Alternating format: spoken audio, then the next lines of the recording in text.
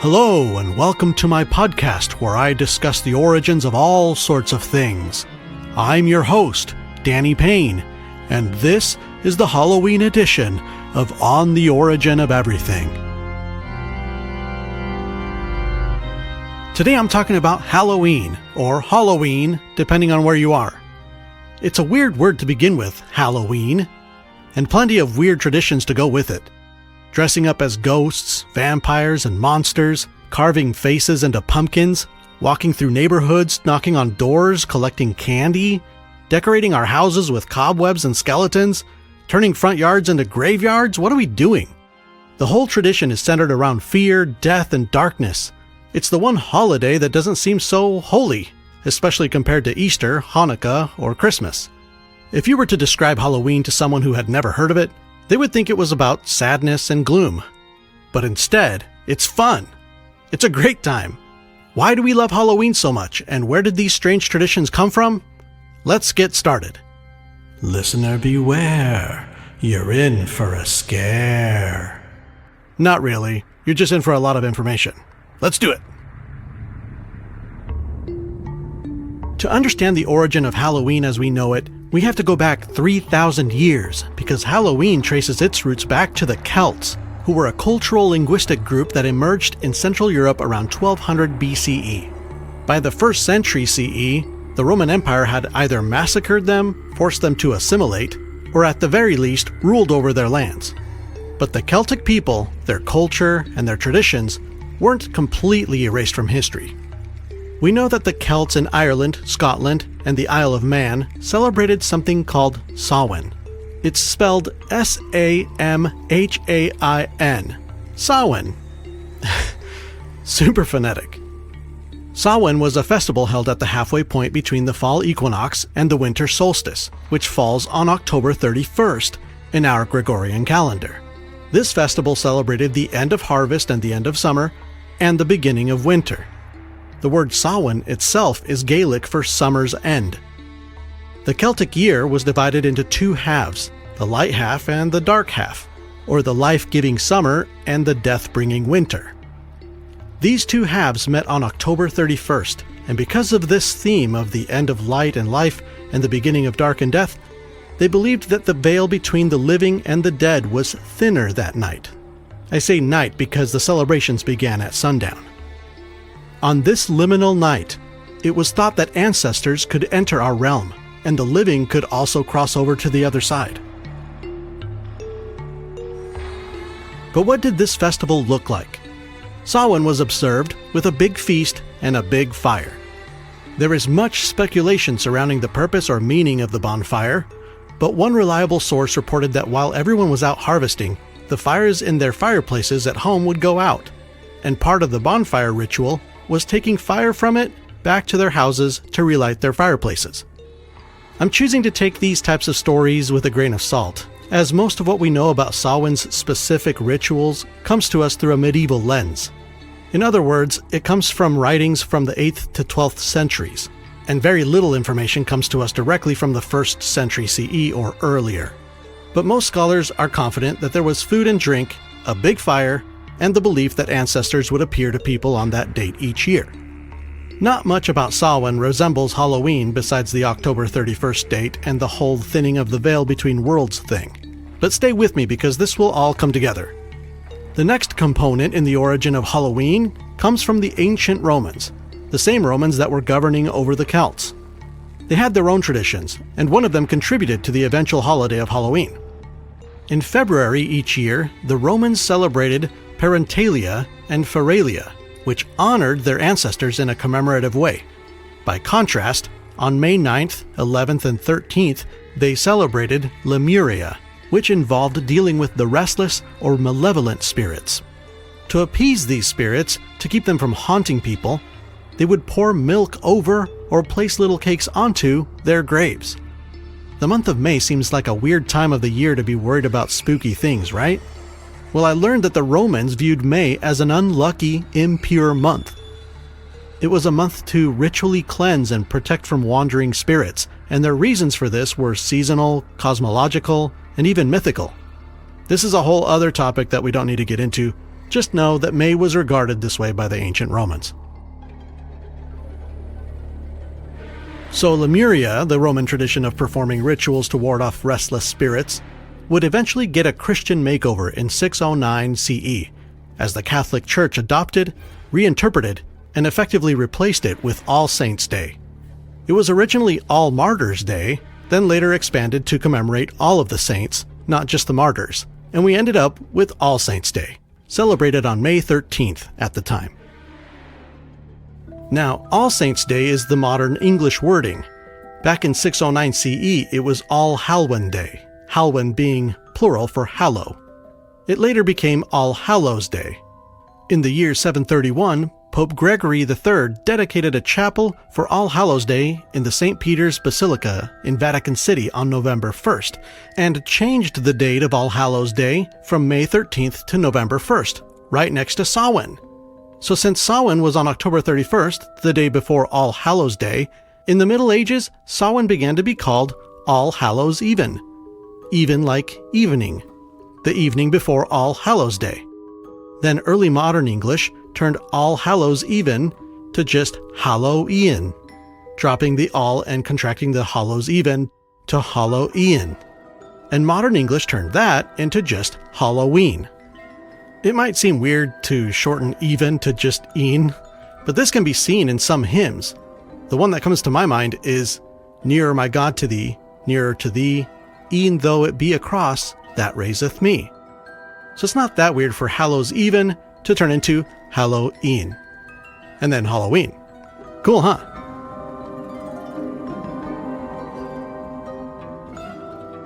To recap, Samhain contributed the October 31st date. The Roman Lemurian tradition was hijacked by the Catholic Church and turned into All Hallows' Day, originally on May 13th and later moved to November 1st. Then Samhain came to be referred to as the day before All Hallows' Day and progressed from All Hallows Even to Hallow-e'en to finally Halloween, observed on October 31st. When you're searching for the origins of Halloween, a lot of sources will just say it was Samhain. But as I've hopefully demonstrated, there isn't a clean, direct line between our Halloween and Samhain. It's messier than that. It's important to remember that many cultures set aside a day or a few days to commemorate the dead, and it's often around the same time of year. Spring is usually about rebirth, fertility, and life, while fall or the end of summer is usually about death, decay, and darkness. So when we're trying to nail down the origins of cultural traditions, across many, many centuries, across different civilizations, with the changing of governing powers and religious influences along the way, it's really hard and often impossible to draw a straight line from the first thing to the last, especially when it comes to rituals. So speaking of rituals, a real quick side note. Ever wonder where the heck bobbing for apples came from? It came from the same Romans that celebrated Lemuria. They also celebrated Pomona in the fall, Pomona being the goddess of orchards and cultivated abundance. Bobbing for apples was a ritual practiced during Pomona, and it made its way into the Samhain celebration traditions in the 1st century CE. Another piece of the Halloween puzzle, bobbing for apples.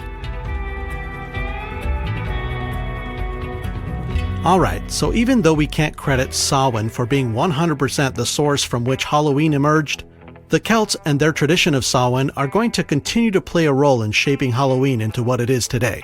We're not done with their story yet. But let's pick up where we left off with the Catholic Church instituting All Hallows' Day in 609 CE. We have All Hallows' Eve, Halloween, on October 31st, then All Hallows' Day on November 1st, then came All Souls' Day on November 2nd, introduced in 998 CE, which I hadn't mentioned yet. Those 3 consecutive days from October 31st to November 2nd were called All Hallowstide, or All Hallowtide, one word, or just Hallowtide. Some Catholic and Christian denominations today still observe Hallowtide, with vigils and visits to cemeteries to honor the dead. Around this time in England, during All Hallowstide, priests encouraged their congregations to pray for those in purgatory. Purgatory is the place where some souls reside, enduring a purification of sorts, or a cleansing of their sins, preparatory to entering heaven. It was believed that with enough prayers, a soul could be released from purgatory to rise up to heaven. This admonition to pray for these souls led to a practice of knocking on doors, soliciting an exchange of prayers for food, or rather, the door knocker would beg for food in exchange for praying for the ancestors of that household. So let's say I had lost a parent or a child or a brother or whatever, and I was worried that they had not sufficiently repented of their sins before dying. I would be praying often that their soul be received into heaven. Then during All Hallows Tide, mostly poor people, even children, would be knocking on my door offering to pray for my deceased loved ones in exchange for something to eat. Believing that the quantity of prayers made a difference, I would oblige and offer them food. This is the precursor to trick-or-treating on Halloween. It was called souling. There were no tricks, but there was a treat. And we actually know what the treat was. It was a spiced cake topped with raisins, and the raisins were shaped like a cross, like the one Jesus was crucified on, of course. They were called soul cakes. I thought it was kind of a weird choice, and very specific. A spiced little cake with raisins on top? Why not just bread, or milk, or, something easy and handy? Well, I found out that the spices were considered to be sacred and special, partly because spices were rare and expensive, but also because they were associated with purification and warmth. And the raisins?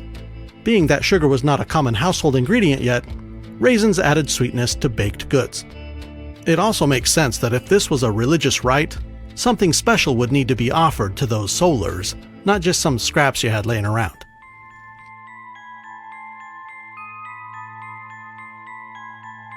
So, knocking on doors on Halloween to get a treat began with souling, though it was really just a seed planted, and the same goes for the trick part of trick-or-treat.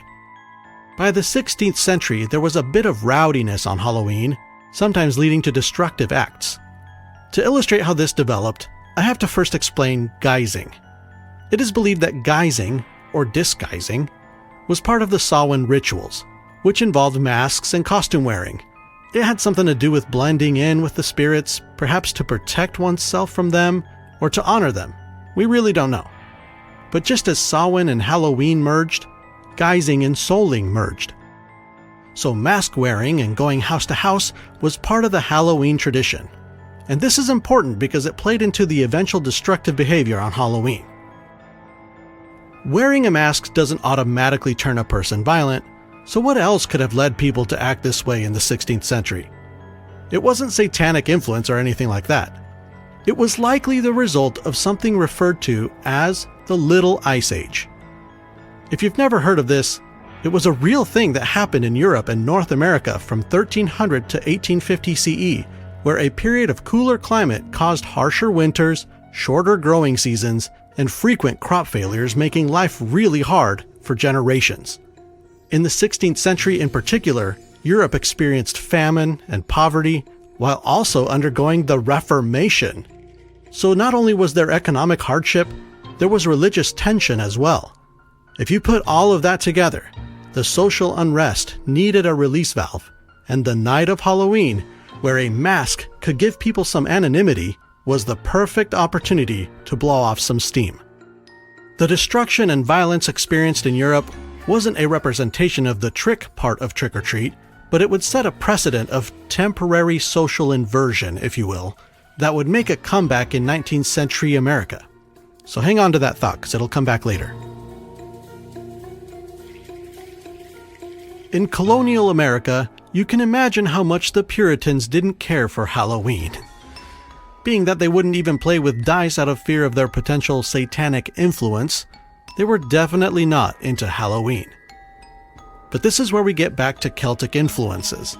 Scottish and Irish immigrants brought their Samhain traditions with them to America.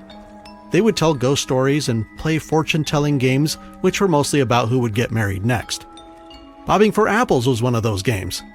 Whoever bit into an apple first was pronounced the next in line to be married, like catching a bouquet at a wedding.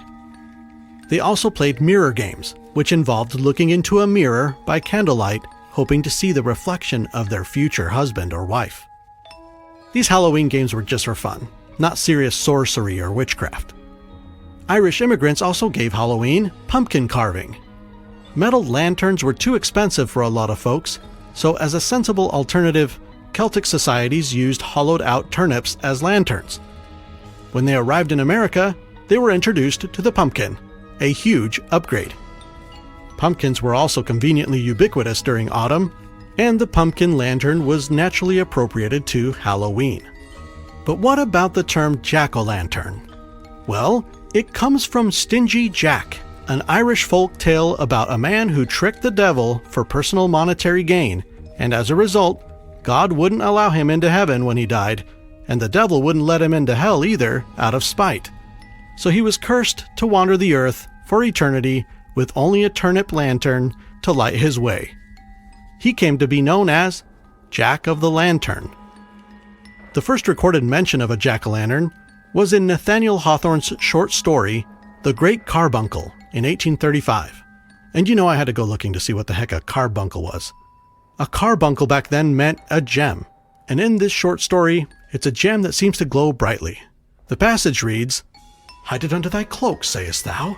Why, it would gleam through the holes of their cloak, and make thee look like a jack-o'-lantern." So we know from the mention of it in Hawthorne's short story that the jack-o'-lantern was something everyone by that time knew about. Another important and influential piece of literature with Halloween themes was The Legend of Sleepy Hollow in 1820 by Washington Irving. That's the one with Ichabod Crane, the Headless Horseman, and the pumpkin for a head. It's a good one. We can see from these examples that Halloween had found its way into American culture by the 1800s. Then came the Civil War, and death became a big part of life for most people. It turned into sort of an obsession as people had to come to terms with so much loss. After all, the Civil War lasted 4 years, resulting in over 500,000 casualties. Many Halloween ghost stories were about people coming home, back from the grave. It's heartbreaking. It's no wonder why the Victorian era was marked by a fascination with death. Spiritualism and seances were prevalent. They were a means of processing and coping with such widespread loss, and those practices fell in step with the themes of Halloween. Let's take a break right here, and when I come back, we'll get into how Halloween evolved into what it is today. Don't go anywhere.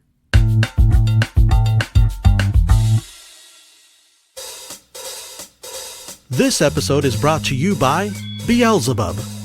To help keep ads off this show, sell your soul to the devil, or consider donating by clicking the Patreon link in the show notes, or go to patreon.com/ontheoriginofeverything. Another way you can support this show is by giving it a 5-star rating and review, or by following it, or sharing it by handing out soul cakes to trick-or-treaters and telling them to listen to this episode.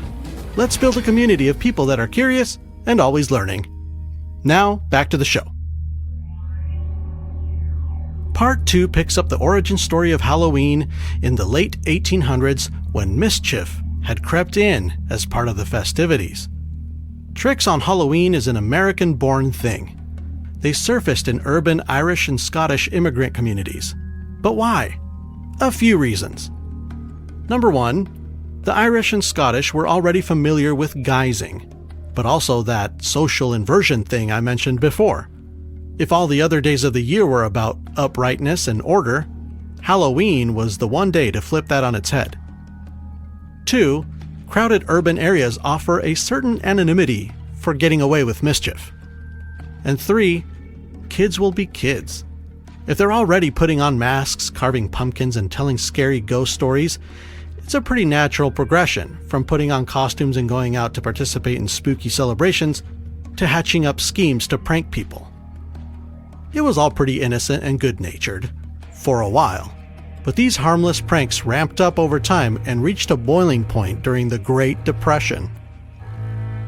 Mirroring the effects the Little Ice Age had on Halloween night in Europe, the financial crisis and social unrest caused by the Great Depression turned Halloween mischief into straight-up mayhem.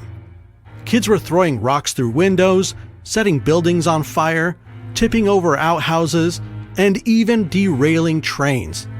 Those were the most extreme cases, but other pranks included opening livestock gates the night before so that people would wake up on Halloween to see that their horses and cows and goats and sheep had gotten out.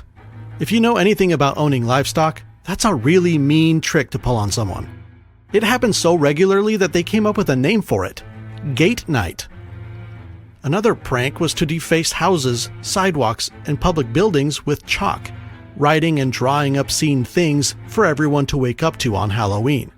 They had a name for that too: Chalk Night.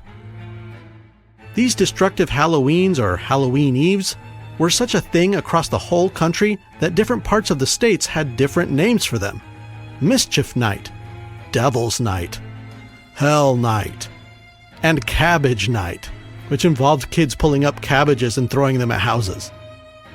The destruction was so severe and so widespread in 1933 that it went down in U.S. history as Black Halloween.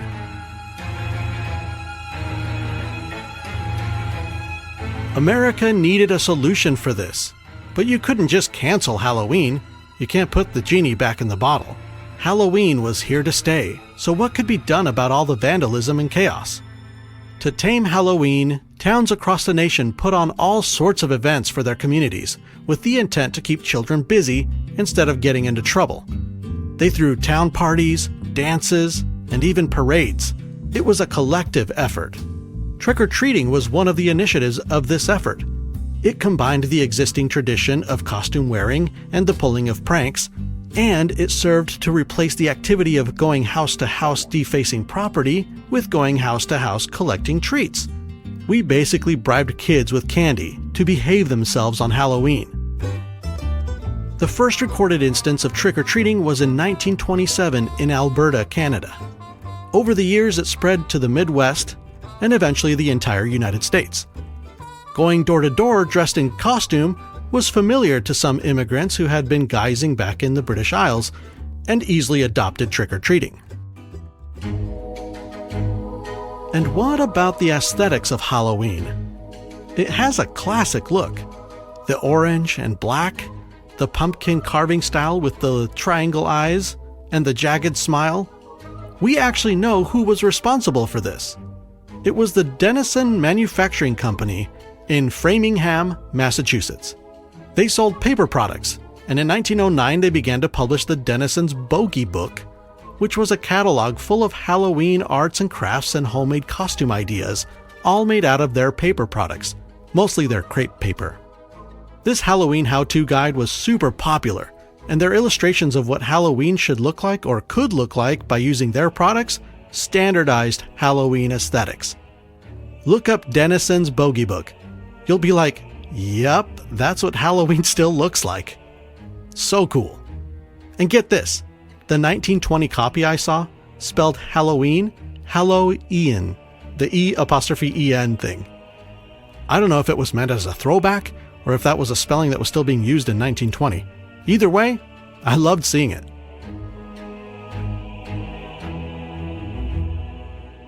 So we're almost to the finish line, but we still have one more step to arrive at the Halloween we know and love, and this final step has to do with going from homemade costumes to their mass production. It wasn't until the 1930s that companies started making and selling Halloween costumes at department stores or through catalogs. The first wave of these were super flammable though. They were made of inexpensive materials without any regard for safety, and many of the designs were long, billowy, and flowing, so you can easily guess what would happen. What with all the candles around on Halloween? Kids were literally catching on fire in these costumes.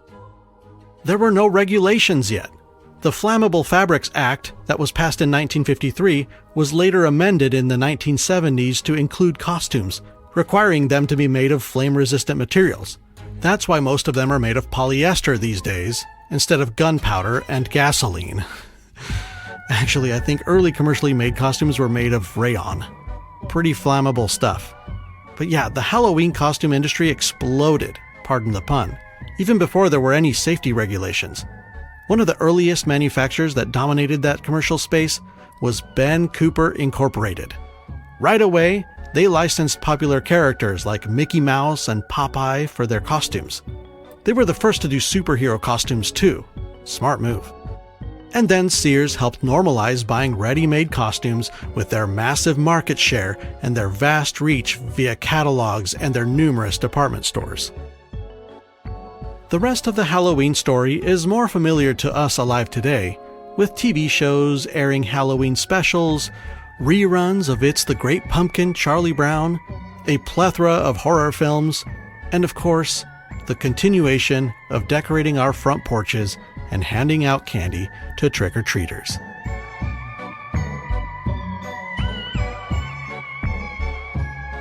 Halloween taps into very interesting parts of our psychology. The customs of Halloween are attractive to us on multiple levels. It's fun to dress up and pretend to be someone else for a night. You can make the case that the opposite is true too, that for one night we get to take off the mask we always wear and be free to let loose and be our true selves for one night. It can also be an opportunity for creative expression, from coming up with an original costume idea to decorating your house. So there's that side of it. There's also the thrill of fear without real danger.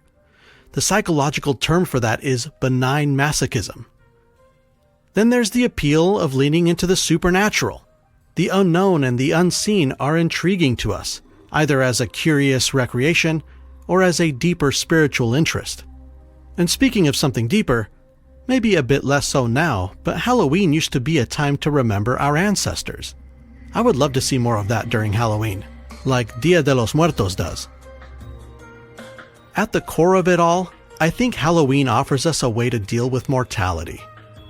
All year long, we hide death away in hospital rooms and funeral homes and speak in euphemisms about death, and spend very little time, if any, on the subject of death in daily conversations. But on Halloween, we turn to face it. Well, sort of. The only way we can look death in the eye is by laughing at it.